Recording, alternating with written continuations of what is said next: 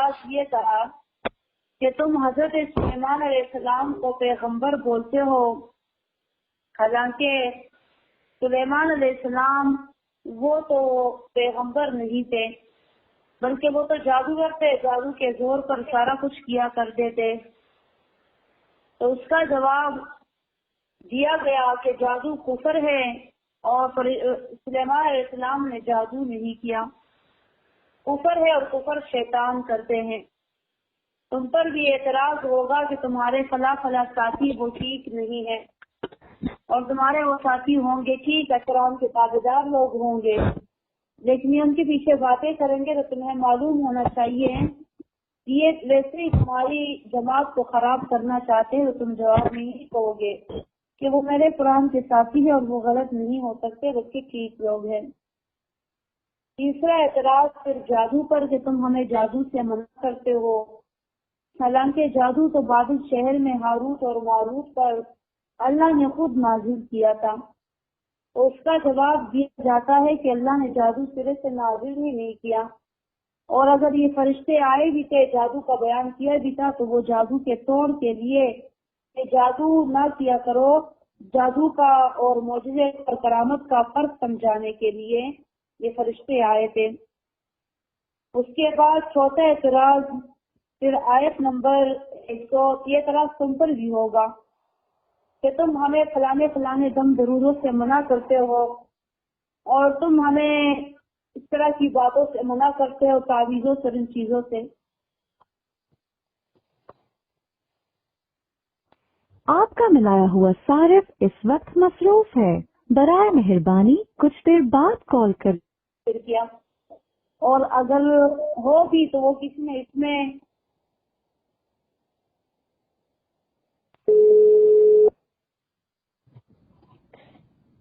کسی نے غلطی سے داخل کر دی ہوگی،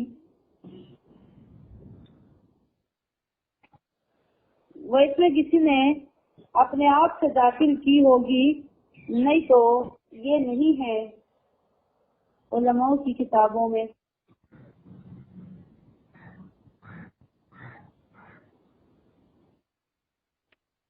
یہ اعتراض تم پر بھی ہوگا کہ تم اچھے ہو، لیکن یہ اسی طرح چوتھا اعتراض آیت نمبر 104 میں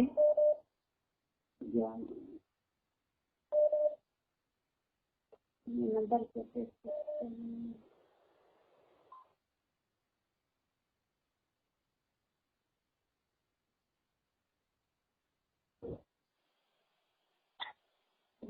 ایک نمبر میرے پاس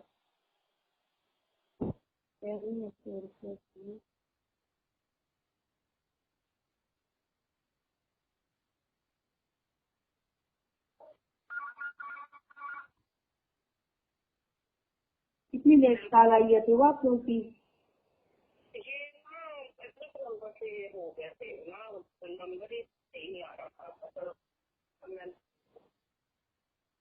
اب صحیح ہو گیا؟ آپ وہ ذرا مریم کو بھی ملا لیجیے گا۔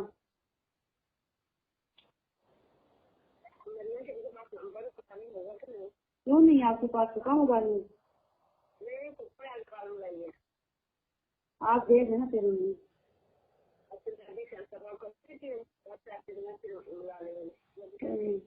صحیح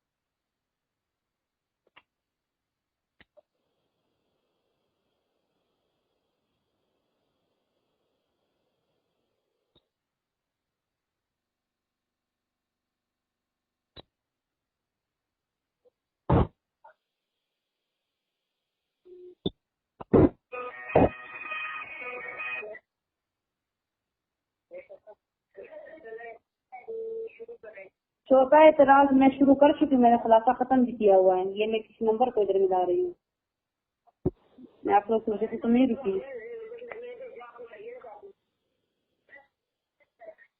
چوتھا اعتراض پھر آیت نمبر 104 میں تھا. چوتھا اعتراض یہ تھا کہ ہم تمہیں مان لیتے لیکن تم ہمیں رائنا سے منع کرتے ہو. تم ہمیں رائنا کے کہنے سے منع کرتے ہو، اسی وجہ سے ہم تمہیں نہیں مانتے. تو اس کا جواب دیا گیا کہ رائنا نہ بولو، اس میں شرک اور بے ادبی پائی جاتی ہے، تو یہ لفظ نہ بولا کرو. یہ اعتراض تم پر بھی ہوگا کہ تم تو اچھے ہو لیکن تم ہمیں فلانی فلانی درودوں سے منع کرتے ہو، درود تاج سے، درود تنجینہ سے، ان چیزوں سے.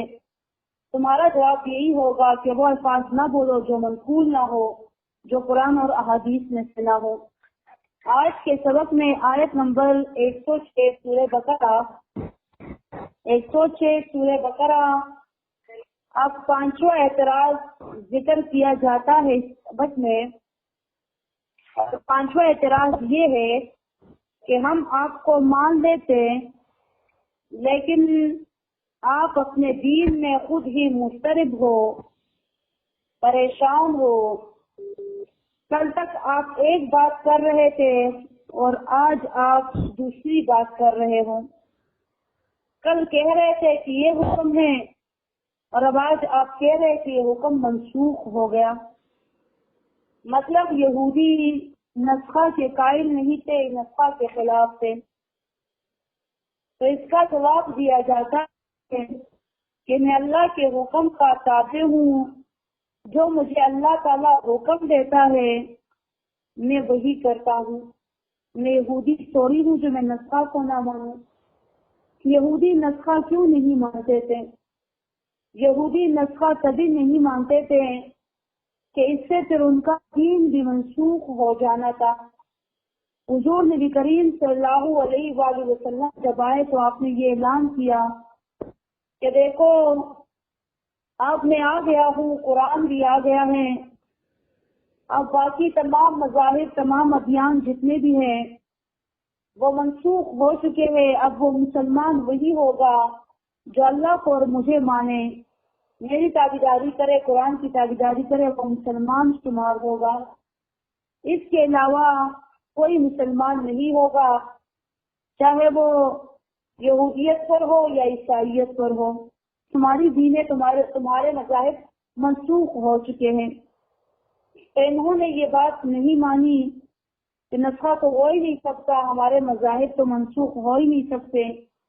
اسی وجہ سے یہ حضور نبی کریم صلی اللہ علیہ وآلہ وسلم پر یہ اعتراض کرتے تھے. جب ایک حکم بدل جاتا دوسرا اس کی جگہ آ جاتا، یہ اعتراض کرتے کہ آپ کیسے پیغمبر ہو کہ اللہ کو پتہ نہیں تھا کہ یہ حکم صحیح نہیں ہے، یہ صحیح ہے، تو وہی حکم پہلے نازل کر دیتا.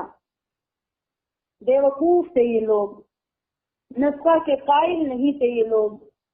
حالانکہ نسخہ صرف حضور نبی کریم صلی اللہ علیہ وآلہ وسلم کے دین میں ہی نہیں بلکہ یہ نسخہ آدم علیہ السلام سے شروع ہوا ہے. آدم علیہ السلام کے بچے شروع میں آپس میں ان کی شادیاں ہوتی تھی بہن بھائی کی ہی، لیکن جو پھر خاندان بنتے گئے، چچا تایا خالہ پھپھو یہ رشتے بنتے گئے، تو پھر بہن بھائی کا رشتہ آپس میں کرنا حرام ہو گیا. تو پھر تایا چچا پھپھو خالہ ان ماموں ان کے بچوں بیٹوں کے ساتھ نکاح شروع ہو گئے. نسخہ ہو گئی. نسخہ تو ہے، ہر ایک دین میں نسخہ ہو چکا ہے. ایک حکم ایسے ہوتا تھا کہ وہ منسوخ ہو جاتا تھا. اب دیکھیں یعقوب علیہ السلام کے دین میں ان کے وقت میں 2 بہنوں سے شادی کرنا وہ جائز تھا. خود یعقوب علیہ السلام نے 2 ماموں کی بیٹیوں سے شادیاں کی تھی، لیا اور راحیل، لیکن اس کے بعد پھر وہ حکم منسوخ ہو گیا. 2 بہنوں سے شادی کرنا ہماری امت میں تو جائز نہیں ہے، حرام ہے. اسی طرح اور بھی بہت سارے ایسے احکامات ہیں جو ان کے دور میں بھی ہوئے تھے اور پھر منسوخ بھی ہوئے تھے. لیکن یہ یہودی قائل نہیں تھے نسخہ کے.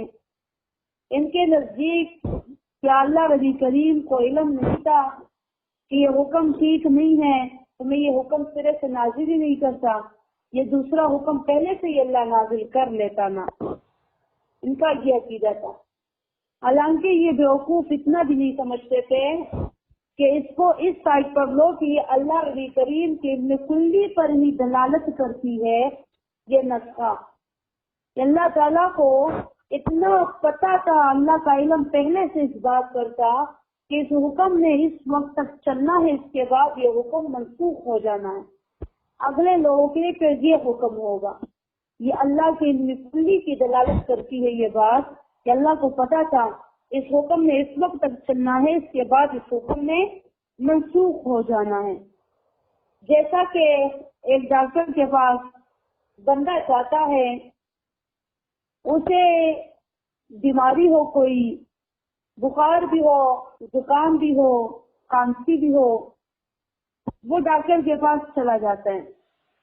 ڈاکٹر اسے عموماً 3-4 طرح کی میڈیکیشن دوائیاں لکھ کے دیتا ہے اور اسے کہتا ہے ڈاکٹر کہ یہ دوائی تم نے 3 دن کھانی ہے، یہ دوائی تم نے حسب ضرورت کھانی ہے، جب بخار محسوس ہو تو یہ والی گولی تم کھاؤ، جب جسم میں درد ہو تو کھاؤ، ضرورت نہ ہو تو بخار کی دوائی نہ کھاؤ۔ اور ایک دوائی اسے 15 دن کے لیے یا مہینے کے لیے لکھ دیتا ہے۔ اب یہ ڈاکٹر اتنا نہ سمجھتا کہ اس نے کچھ دوائیاں تھوڑے عرصے کے لیے لکھ دی، کچھ زیادہ عرصے کے لیے لکھ دی، اب کوئی اس طرح کہہ سکتا ہے کہ ڈاکٹر کتنا بیوقوف ہے؟ نہیں، بلکہ یہ ڈاکٹر کی علم پر دلالت کرتا ہے نا۔ اس نے جو سائنس کری، اس نے جو میڈیکل کی تعلیم حاصل کی، تو اسے اس کے حوالے سے اتنا پتا تھا کہ شخص کو جو زکام ہے، فلو اسے ہوا ہے، تو 3 دن کی دوائی کھانے سے یہ ٹھیک ہو جائے گا، زکام اس کا ٹھیک ہو جائے گا۔ باقی یہ جو بخار ہے، یہ بخار جب اس کا زکام گلا ٹھیک ہوگا تو اس کا بخار خود ہی اتر جائے گا، تو یہ بخار کی دوائی حسب ضرورت کھاؤ۔ اور اسے پتا ہے کھانسی آسانی کے ساتھ نہیں جاتی، وہ 10-15 دن تو ضرور ہوتی، کسی کی مہینہ، کسی کی 2 مہینے، کسی کی 3 مہینے بھی کھانسی رہتی ہے۔ جن کو الرجی ہو وہ 3-4 مہینے تک کھانستے رہتے ہیں، سردی ان پر ایسی ہی گزر جاتی ہے۔ ڈاکٹر ان کے لیے دوائی مکمل کبھی 1 مہینے، کبھی 2 مہینے، کبھی 3 مہینے کے لیے بھی لکھ دیتا ہے۔ میری امی جب سے گئی تھی یہ اسلام آباد شفا ہاسپٹل، تب سے ان کو دوائیاں لکھ کے دی، ابھی تک کھانسی بھی ٹھیک نہیں ہو، دوائیاں مکمل کرائی جا رہی ہیں۔ یہ الرجی ختم نہیں ہوتی، وہ کھانسی تقریباً یہ 3 مہینہ بھی ختم ہونے کو آ رہے ہیں۔ وہاں سے اپنا علاج شروع کروا دیے کہ چلو یہاں پر ڈاکٹروں کو سمجھ نہیں ہوگی تو وہاں پر بھی کون سا آرام آیا۔ ہر جگہ تقریباً ایک جیسے ڈاکٹر ہوتے ہیں، مطلب پڑھائی جیسے ہوتے ہیں، شفا اللہ جس کے ہاتھ میں بھی جا لیتا ہے، بڑا ڈاکٹر ہوتا ہے، چھوٹا ڈاکٹر ہوتا ہے۔ خیر تو بات ہو رہی تھی ڈاکٹروں کی کہ ان کو بھی پتا ہوتا ہے نا کہ یہ دوائی 3 مہینے تک جاری رہے گی یا 1 مہینے تک یا 15 دن تک، اس کے بعد یہ بیماری بھی ختم ہو جائے گی۔ تو یہ ڈاکٹر کا علم تھا نا، ایک عام ڈاکٹر جس نے دنیاوی تعلیم حاصل کی ہے، تو اللہ تعالیٰ تو پھر بادشاہوں کا بادشاہ ہے، اللہ تعالیٰ کو بھی پتا تھا کہ اس حکم نے، اس ڈوز نے یہاں تک رہنا ہے، پھر اس نے یہاں سے یہاں تک رہنا ہے۔ میں مثال پیش کرتی ہوں اس پر ایک۔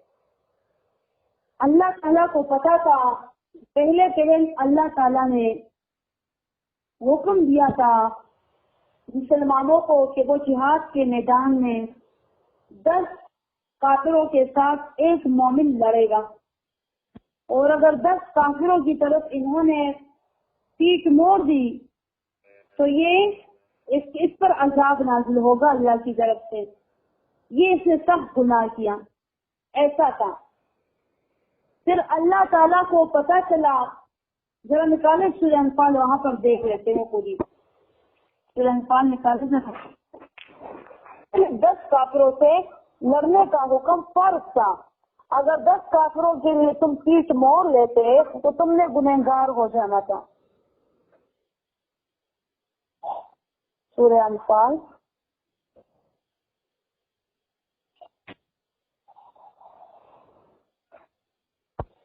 آیت نمبر 65۔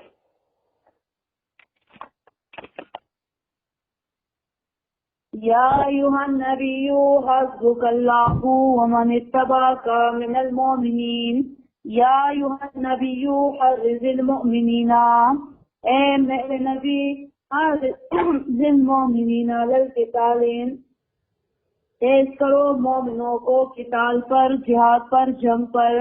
یکم منکم عشرون صابرون، اگر ہو آپ میں سے عشرون صابرون 20 ثابت قدم، یغلبوا مئتین، تو وہ غالب ہوں گے 200 بندوں پر، 200 کافروں پر، یعنی ایک مومن 10 کے مقابلے لڑے گا۔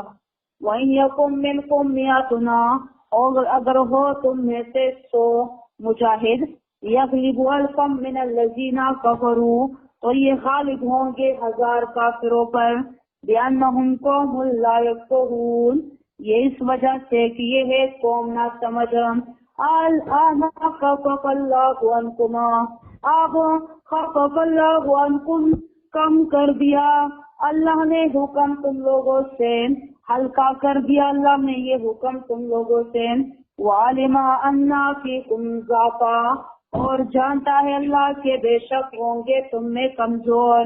ایک ضعف ہوتا ہے دعا کا جب پیش آ جائے، اور ایک جب زبر آتے ضعف ہوتا ہے۔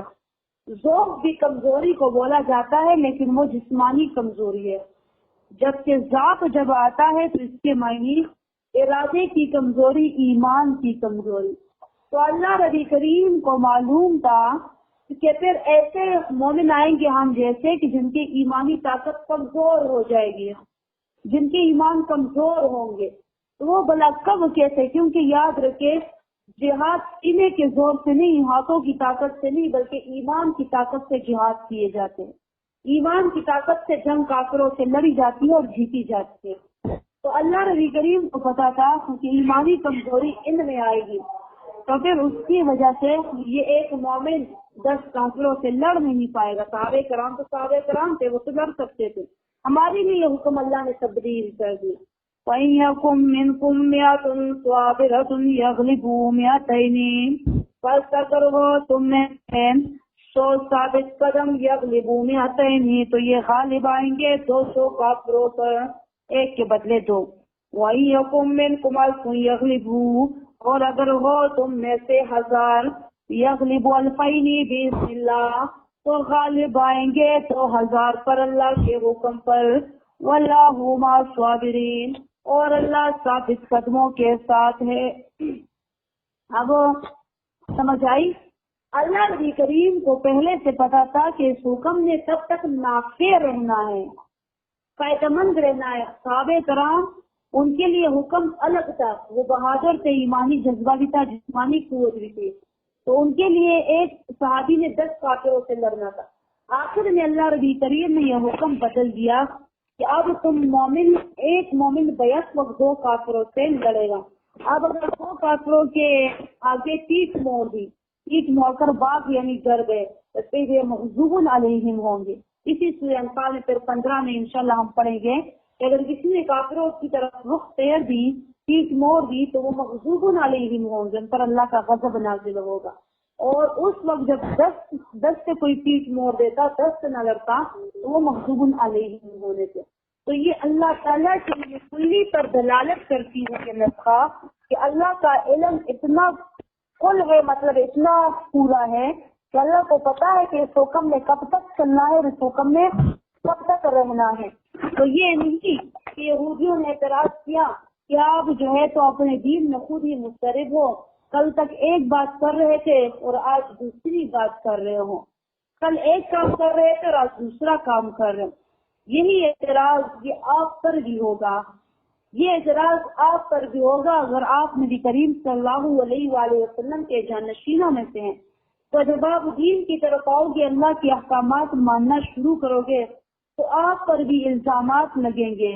آپ کو کہا جائے گا کل تک تو آپ خود ایسی تھی، اسی طرح محفلیں تو آپ گرم کیا کرتی تھی، شادیوں میں ڈانس تو آپ کیا کرتی تھی، اور بازاروں میں تو بے پردہ آپ گھوما کرتی تھی، اور یہ کام تو آپ کرتی تھی، آج تم اٹھ کر ہمیں منع کر رہی ہو، تو تمہارا بھی یہی جواب ہوگا، اللہ کے حکم کی میں تابع ہوں۔ جب اللہ کا کرم ہوا، اللہ کا فضل ہوا تو میں ٹھیک ہو گئی، تب اللہ کا حکم نہیں ہوا تھا میں شیطان کے راستے پر تھی۔ اب اللہ کا حکم میں رحمان کے رستے پر آ گئی تو لوگ کو ایسا کہہ کر خاموش کرا دیا کرے، یہ لوگ آپ کو چھوڑیں گے نہیں۔ اگر آپ گنہگار تک بھی آ کر انگلیاں اٹھائیں گے، اگر آپ نیک بن گئے تب بھی ان سے وہ برداشت نہیں ہوتا۔ پتہ نہیں یہ کیسی دنیا ہے، بس اپنے حال میں جیتے رہیے، اپنے اللہ کے لیے جیے، اپنے اللہ کو راضی کرنے کے لیے۔ لوگ آپ سے راضی کبھی بھی نہیں ہوں گے اور لوگ آپ کو جینے بھی نہیں دیں گے۔ آپ نے رب کے جینا ہے، لوگ باتوں کو کچھ کو برداشت کر کے، کچھ کا جواب دے کر اور کچھ کو اگنور کر کے بس جیتے جائیے۔ آپ طرف آپ سے راضی ہے، لوگ بھلے ہی ناراض رہے۔ تو اسی طرح حضور نبی کریم صلی اللہ علیہ وآلہ وسلم پر بھی اعتراضات ہوتے تھے، کبھی ایک اعتراض تو کبھی دوسرے اعتراض، نہ ماننے کے بہانے ہوتے ان کے۔ اللہ نبی کریم فرماتے ہیں اس آیت میں ما ننسخ من آیت او ننسها نأتی بخیر منها، ما ننسخ من آیت او ننسها ما ننسخا، وہ جو منسوخ کر دے ہم من آیت کوئی حکم، او ننسها یا چھوڑ دے اسے منسوخ کرنے سے، ناتی بخیر منها او مثلها۔ نسخہ کسے بولا جاتا ہے؟ نسخہ سے نکلا ہے۔ نسخہ لغت میں کسے کہا جاتا ہے اور نسخہ شریعت میں کسے کہا جاتا ہے؟ نسخہ کے لغت میں معنی اصل میں چھوڑنے کے ہیں، چھوڑ دینا۔ نسخہ لغت کے معنی میں نسخہ کو لغت میں چھوڑ دینا بولا جاتا ہے، چھوڑ دینا۔ اسی طرح نسخہ کے معنی لغت میں لکھنے کے بھی آتے ہیں، لکھنا۔ سورہ جاسیہ آیت نمبر 31 میں انشاءاللہ ہم پڑھیں گے کہ وہاں پر اس کے معنی لکھنے کے آئے ہیں۔ اللہ فرماتا ہے کہ میں نے ان کے تمام اعمال لکھ لیے ہیں۔ اسی طرح نسخہ کے معنی لغت میں ازالے کے بھی آتے ہیں، ازالہ کرنا، ازالہ کرنا۔ یہ سورہ حج آیت نمبر 52 میں انشاءاللہ ہم پڑھیں گے۔ سورہ حج آیت نمبر 52 میں نسخہ کے معنی ازالہ کرنے کے، ہٹا دینے کے۔ جیسے عربی بولتے ہیں، عرب بولتے ہیں نسخت الشمس الظلہ، نسخت الشمس الظلہ، سورج نکلا تو اس نے سائے کو ختم کر دیا، سائے کا ازالہ کر دیا، اس کو دور کر دیا۔ نسخت الشیب الشباب، بڑھاپے نے جوانی کو ختم کر دیا، دور کر دیا۔ نسخت الریح الآثار، نسخت الریح الآثار، ہوا آئے اور اس نے قدموں کے نشان ختم کر دیے، دور کر دیے۔ اب شریعت کی اصطلاح میں نسخہ کے معنی کہ اللہ تعالی ایک حکم کو ہٹا دے اور اس کی جگہ دوسرے حکم کو لے کر آئے۔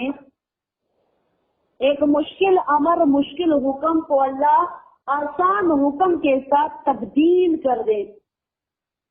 لیکن پہلے اگر وہ عمل مشکل تھا، اب آسان ہے، لیکن اجر دونوں کا سیم ہو، اس کو بولا جاتا ہے نسخہ۔ اب وہی مثال جیسا پہلے کافروں سے 10 کافروں سے جب لڑا جاتا تھا اس کا جتنا ثواب تھا، تو وہ اب 2 کافروں سے لڑنے کا بھی ثواب ہوگا۔ حکم تبدیل ہو گیا لیکن اجر و ثواب اپنی جگہ پر ہے، اجر و ثواب اتنا ہی ہے، ثواب میں تبدیلی نہیں آتی اور حکم آسان ہو جاتا ہے۔ سبحان اللہ، یہ میرے اللہ تعالیٰ کا رحم ہے، میرے رب کی صفت ہے رحمانیت۔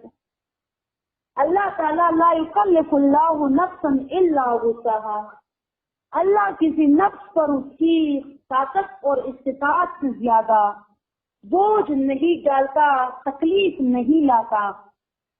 تو اللہ نے ہمیں اگر مکلف کیا ہے میری بہنوں اسلام کا، اسلام کے اوامر اور نواہی کا، قرآن کے اوامر اور نواہی کا، یہ کرو یہ نہ کرو، اگر ہم اس کے مکلف ہیں نا تو یاد رکھیں یہ مشکل نہیں ہے قرآن پر عمل کرنا۔ اللہ ہم پر جو چیز ڈالتا ہے تو وہ ہمارے لیے آسان ہوتا ہے. بے دینی میں، بے حیائی میں پیسہ بھی زیادہ لگتا ہے اور انسان بھی زیادہ سکتا ہے، جبکہ دینداری میں آپ کا پیسہ بھی نہیں لگتا اور آپ سکتے بھی نہیں ہو اور آپ کو ثواب بھی ملتا ہے. بے دینی میں پیسہ بھی لگے گا، آپ سکو گے بھی اور اللہ بھی آپ سے ناراض ہوگا. ہمارے پشتوں میں بولا جاتا ہے ہندوستان ہے خدا ناراض ہے، تو آپ تک دو گے لیکن اللہ راضی نہیں ہوگا. جبکہ الدین یسر، جب نبی کریم صلی اللہ علیہ وآلہ وسلم نے بھی فرمایا الدین یسر، دین بڑا آسان ہے، ہم مسلمانوں نے اسے اپنے لیے خود مشکل کر دیا ہے. میرا رب رحمان ہے، میرا اللہ رحمان ہے، رحیم ہے. انہوں نے ہم پر آسان آسان حکم وہ فرض کیے ہیں جو عین ہماری استطاعت کے مطابق ہے. ہم نے خود کو خود ہی بڑا زیادہ تکلف والا کر دیا ہے. تکلفات خود ہماری زندگی میں آ گئی ہیں. صحابہ کرام رضوان اللہ اجمعین کے بارے میں آتا ہے اقلھا تکلفاً، بہت کم تکلف کرنے والے تھے صحابہ کرام، لیکن آج ہم اتنے ہی زیادہ پرتکلف ہو گئے ہیں.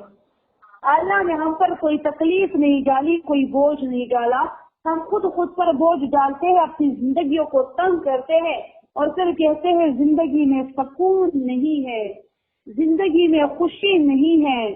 قرضوں کے انبار تلے ہم دبے ہوئے ہیں اور ایک دوسرے کی باتوں کا ہم بڑا نوٹس لیتے ہیں کہ وہ کیا کہے گی، وہ کیا کہے گا، یہ کیا کہے گی، قوم کیا کہے گی، قبیلہ کیا کہے گا، لوگ کیا کہیں گے. لیکن کبھی ہم نے یہ نہیں سوچا کہ ہمارا رب کیا کہے گا. جب کسی بندے کو اس پوائنٹ کی سمجھ آ جائے کہ میرا رب کیا کہے گا تو وہ کسی شخص کی پرواہ نہیں کرتا، اسے صرف رب کی پرواہ کرنی آ جاتی ہے. وہ صرف رب کو راضی کرنے پر لگ جاتا ہے اور رب تو ہے ہی رحمان. آپ رب کے پاس دوڑتے جاؤ، آپ رب کے پاس چلتے جاؤ، رب آپ کے پاس دوڑتا ہوا آئے گا، آپ کو اپنے قریب کرے گا، اپنے قریبی ساتھیوں میں شمار کرے گا. اور دین تو ہے ہی آسان، آپ دین کو بڑی آسانی سے اس پر عمل پیرا ہو جاؤ گے.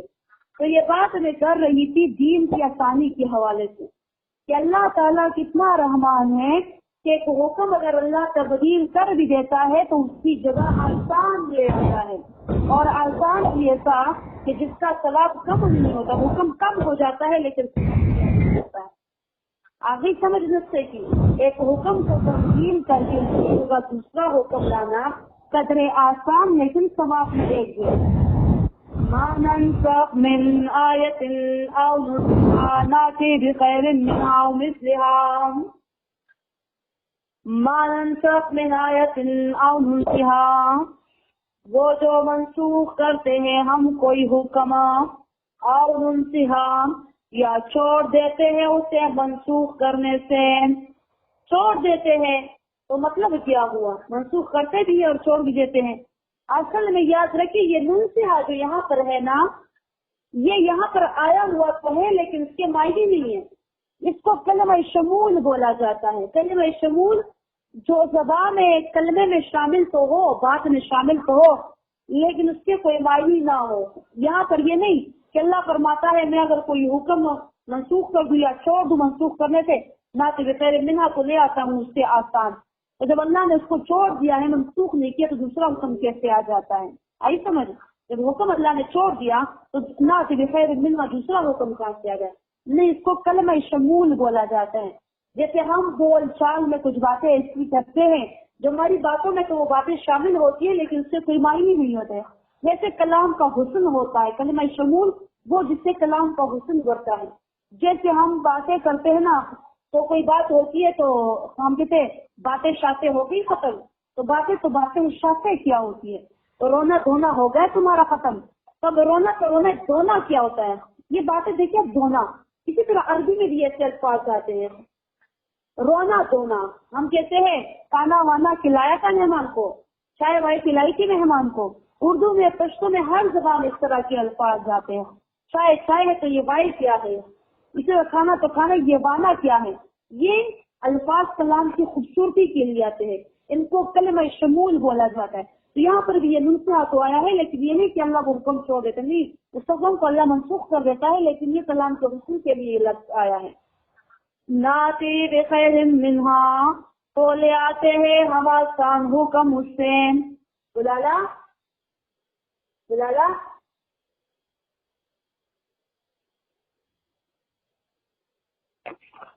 صبر کرے ذرا، میں دروازہ کھول کر آتی ہوں.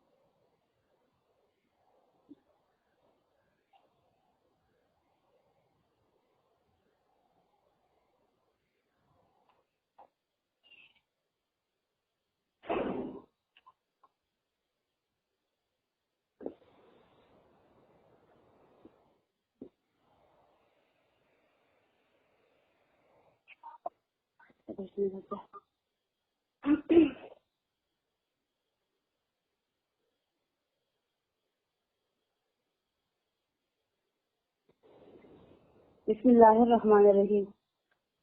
تو ہم کیا کہہ رہے تھے؟ ناتی بخیر منہا، یہاں پر اس کے معنی یہ نہیں کہ ہم حکم لے آتے ہیں بہتر اس سے. خیر ویسے بہتر کے لیے آتا ہے، لیکن یہاں پر معنی بہتر کے نہیں ہوں گے. کیوں؟ کیونکہ اللہ ربی کریم کے تمام احکامات جو ہوتے ہیں تو وہ بہتر ہوتے ہیں، تمام احکامات بہتر ہوتے ہیں. یہ نہیں کہ جو اللہ حکم لے کر جاتا ہے، جس حکم کو تبدیل کر دیتا ہے، تو اللہ کا وہ حکم بہتر نہیں تھا، کہ اللہ کو پتا نہیں تھا کہ میرا یہ حکم بہتر نہیں ہے، یہ یہاں پر پھر اعتراض آتا ہے. ایسا تو معنی میں اللہ میں بہت غور و فکر کرنی چاہیے. اللہ ربی کریم میرے اساتذہ کرام کو دنیا اور آخرت کی خوشیاں نصیب فرمائے، ان کی عمر میں، علم میں، خوشیوں میں خیر و برکت عطا فرمائے. انہوں نے ہمیں قرآن کریم خیال میں والا ہمیں ہاتھ میں دیا، بہت اچھی طریقے سے سکھایا. جس لفظ پر جو اعتراض آتا ہو، جس لفظ میں ایک معنی میں کوئی شک و شبہ ہو، اس کو دور کر کے ہمیں پڑھایا کہ اگلے بندے کو ہم آسانی سے سمجھا سکے، کوئی اعتراض ہو تو اس کو ہم ختم کر سکے. اب یہاں پر نہ کہ بخیر منہا تو لے کر آتے ہیں ہم بہتر اس سے، بہتر حکم لے کر آتے ہیں. تو یہ کیسی معنی ہوئی؟ اللہ کا پہلا حکم کیا بہتر نہیں تھا؟ اللہ کے تمام احکامات بہتر ہوتے ہیں. تبھی یہاں پر معنی کرتے ہیں. میں نے اپنے اساتذہ کرام سے سنا کہ نعت بخیر منہا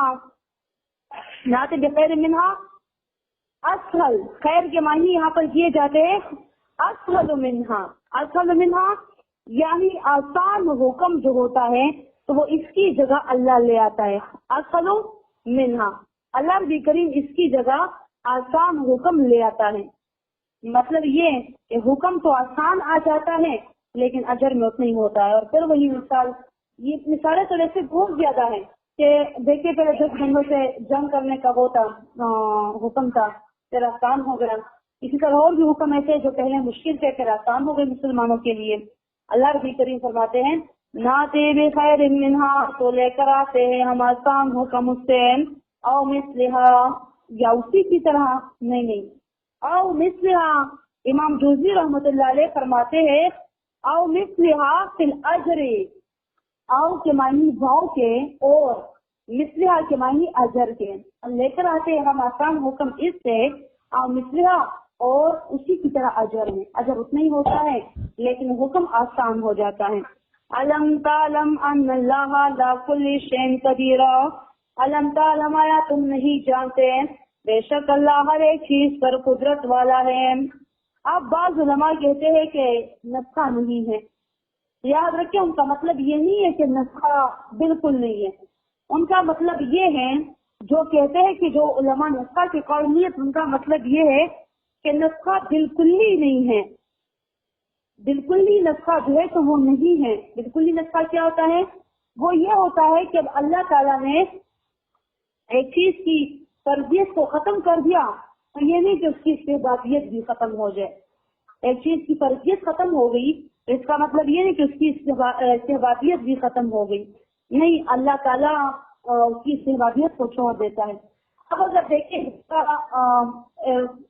دو کافروں سے لڑتا ہے اس کو ثواب ملے گا، لیکن ایک بندہ اگر 10 کافروں سے لڑتا ہے نا اس کو ایکسٹرا ثواب ملے گا. استحبابیت یعنی اللہ کو محبوب اب بھی ہے کوئی بندہ 10 کافروں سے لڑے، یہ آپ کی بات یہ نہیں کہ حکم بالکل منسوخ ہو گیا، اب کوئی 10 کافروں سے بالکل بھی نہیں لڑے گا تو وہ گنہگار ہوگا، ایسا نہیں ہے. تو یہ استحبابیت رہ جاتی ہے. کبھی کبھی اللہ ایک چیز کو جو ہے تو ایک حکم کو منسوخ کر دیتا ہے لیکن اس کی استحبابیت وہ رہ جاتی ہے.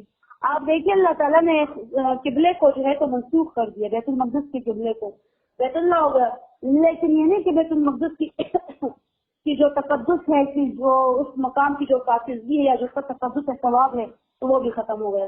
اس کا تقدس اپنی جگہ برقرار ہے، اس جگہ کا ثواب اپنی جگہ برقرار ہے. صرف اس سے ایک چیز ختم ہو گئی اور وہ کیا تھی؟ قبلے کی فرضیت کے اس طرف ہم نماز پڑھتے تھے. نبی کریم صلی اللہ علیہ وسلم نے 16-17 مہینے اس طرف نماز پڑھی تھی.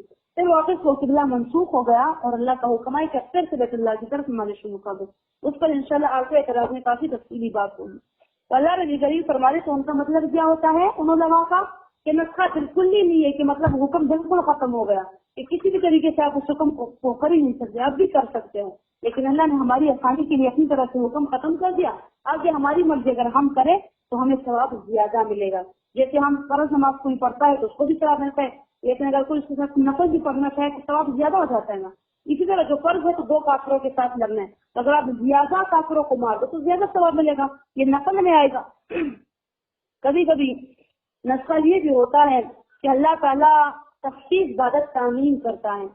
تخصیص بعد تعمیم یعنی کسی ایک کو خاص کر دیتا ہے تعمیم کے بعد، عام حکم کے بعد. جیسے سورہ بقرہ آیت نمبر 221 میں انشاءاللہ آئے گا، وہاں پر اللہ فرماتے ہیں کہ اپنی لڑکیوں کو مشرکوں کی نکاح میں نہ دو. اللہ فرماتا ہے اپنے لڑکوں کی بھی مشرکوں کی لڑکیاں نہ لو. مشرک لڑکے لڑکوں سے نکاح کو حرام قرار دے دیا گیا. جبکہ سورہ مائدہ میں اللہ سے تخصیص کر دیتا ہے، ایک فرقوں کو خاص کر دیتا ہے. وہ فرقہ کیا؟ اہل کتاب ہے، عیسائی اور یہودی. یہ بھی اگرچہ مشرک ہیں لیکن ان سے اللہ فرماتا ہے ان سے تم لڑکیاں لے سکتے، ان کو اپنی لڑکیاں تم نہیں لے سکتے، خیر لیکن اہل کتابہ تم لے سکتے ہو. وہاں پر ان کی خصوصیت کر دی جاتی ہے، وہ حکم کو تھوڑا سا تبدیل کر دیا جاتا ہے. وہاں پر اہل کتابہ سے شادی کو جائز قرار دے دیا جاتا ہے کہ اگر کوئی بندہ اپنے نفس کو کنٹرول نہ کر سکے، شہوت کو کنٹرول نہ کر سکے تو خیر ہے، وہ اہل کتابہ سے بھی شادی کر سکتا ہے، وہ اس کے لیے جائز ہے. اس وجہ سے ایک نسبت کی وجہ سے جو ہم اور ان میں ایک ہے، ان کو بھی اللہ نے کتاب دی اور ہم پر بھی اللہ نے کتاب اتاری قرآن کریم، اسی وجہ سے. اور باقی کے علاوہ جتنے بھی مشرک کافر ہوں گے ان کے ساتھ نکاح جائز نہیں ہے. علم تعلم ان اللہ علی کل شیء قدیر، آیا تم نہیں جانتے کہ بے شک اللہ ہر ایک چیز پر قدرت والا ہے. یہ اعتراض کا جواب ہے. کیا میرا اللہ قدرت والا نہیں ہے؟ میرا اللہ قدرت والا ہے ہر ایک بات پر، اور میں اللہ کا تابع ہوں، جو اللہ حکم دیتا ہے میں وہی کرتا ہوں. علم تعلم اب زجر دیا جاتا ہے مزید.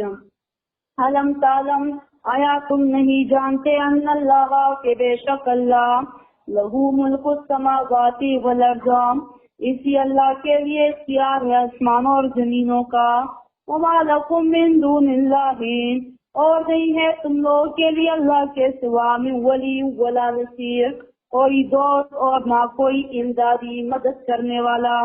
ما ننسخ من آیتنا، وہ جو منسوخ کر دے ہم کوئی حکم، او ننسہا یا چھوڑ دے اسے منسوخ کرنے سے، ناتی بخیر منہا تو لے آتے ہیں ہم آسان حکم اس سے، او مثلہا اور اسی کی طرح اجر میں.